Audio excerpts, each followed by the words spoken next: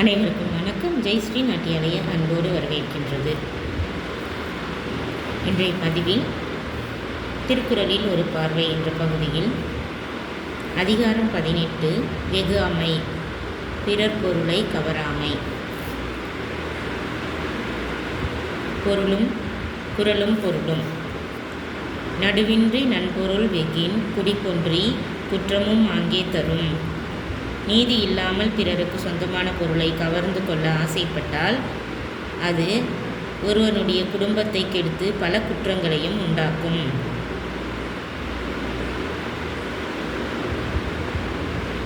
நீதி இல்லாமல் பிறருக்கு சொந்தமான பொருளை கவர்ந்து கொள்ள ஆசைப்பட்டால் அது ஒருவனுடைய குடும்பத்தை கெடுத்து பல குற்றங்களை உண்டாக்கும். படுபயன் வெகி பழிப்படுபவர் செய்யார் நடுவன்மை நாணுபவர்.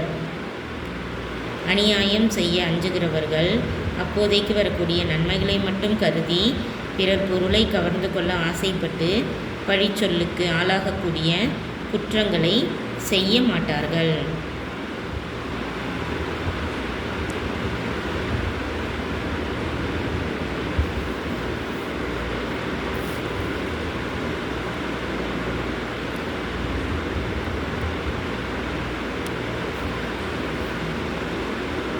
அநியாயம் செய்ய அஞ்சுகிறவர்கள் அப்போதைக்கு வரக்கூடிய நன்மைகளை மட்டும் கருதி பிறர் பொருளை கவர்ந்து கொள்ள ஆசைப்பட்டு பழிச்சொல்லுக்கு ஆளாகக்கூடிய குற்றங்களை செய்ய மாட்டார்கள்.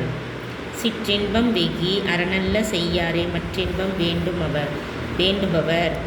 பழிச்சொல்லுக்கு மட்டுமல்ல பாவம் வருமென்று அஞ்சுகிறவர்களும் உண்டு.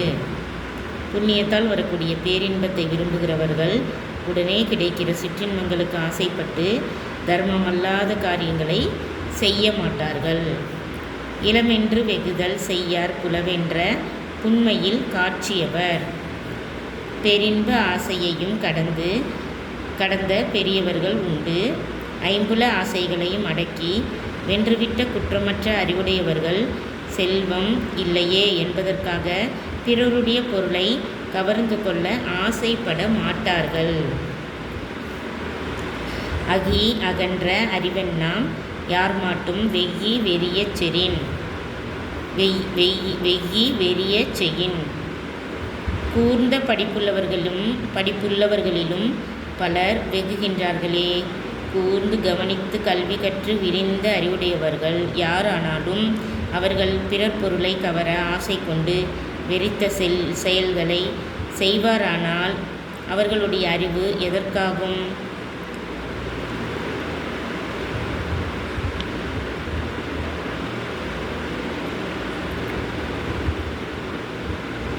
கற்றறிந்த உயர்ந்தோர் அறிவுடையோர் பிறர் பொருள்களின் மேல் ஆசை இருத்தல் கூடாது என்பதை குறள் விளக்குகின்றது. அருள் வெகி ஆற்றின் கண் நின்றான் பொருள் வெகி பொல்லாத சூழக் கெடும். கல்வியறிவு இருந்தாலும் இல்லாவிட்டாலும் இல்லறத்தான் தெய்வ கருணையை நம்பினவன். தெய்வ கருணையை நாடி இல்லற நெறி தவறாமல் வாழ்க்கை நடத்துகிறவன் பொருளில் ஆசை கொண்டு பொல்லாத செய்ய நினைத்தால் கெட்டுப்போவான்.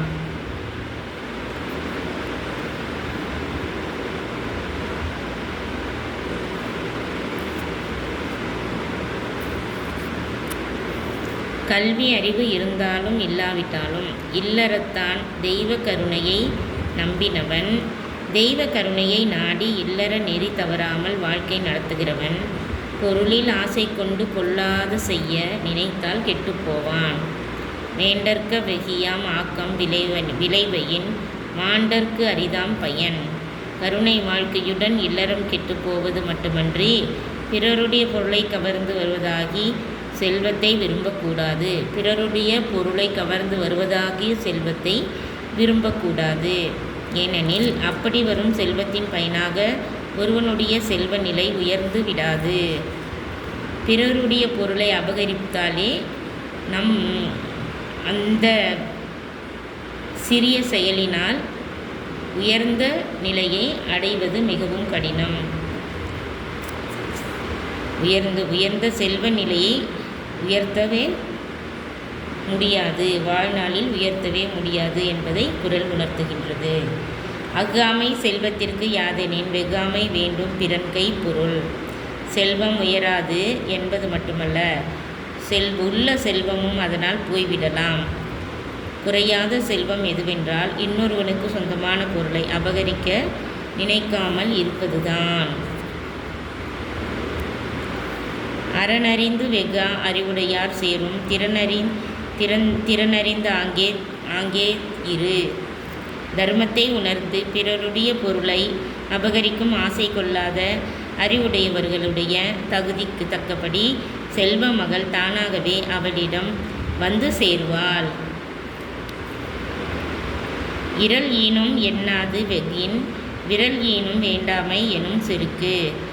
ஆகையினால் ஆலோசனை செய்யாமல் பிறருடைய பொருளை கவர்ந்து கொள்ள ஆசை கொண்டால் உள்ள செல்வமும் அற்றுப்போகும். அபகரித்து வரும் செல்வத்தை வேண்டாம் என்று விலக்கி விடுதலே வெற்றி தரும். ஆலோசனை செய்யாமல் பிறருடைய பொருளை கவர்ந்து கொள்ள ஆசை கொண்டால் உள்ள செல்வமும் அற்றுப்போகும். அபகரித்து வரும் செல்வத்தை வேண்டாம் என்று விலக்கி விடுதலே வெற்றி தரும். இவ்வாறாக பிறர் பொருளை பறிக்காமல் பிறர் பொருளின் மீது கவலை பேராசைப்படாமல் இருப்பதை பற்றி இந்த வெஃகாமை என்ற அதிகாரத்தின் 10 குறளின் பொருள் உணர்த்துகின்றது.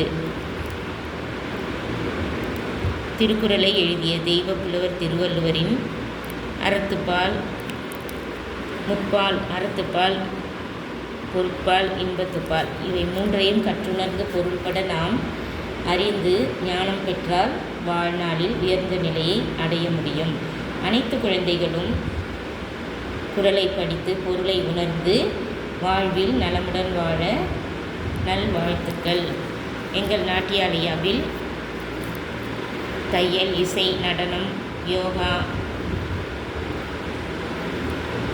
மற்றும் வயலின் பயிற்சிகள் அனைத்தும் சிறப்புடன் பயிற்சி அளித்து கொண்டு வருகின்றோம். 5 முதல் 60 வயது வரை உள்ள அனைத்து வயதினருக்கும் விருப்பமுள்ளவர்களுக்கு பயிற்சி தருகின்றோம். எங்கள் நாட்டியாலயா எப்போதும் அன்போடு வரவேற்கின்றது. பயிற்சியில் சேர்ந்து அனைவரும் பயன்பெற்று நலமுடன் வாழ நல்வாழ்த்துக்கள்.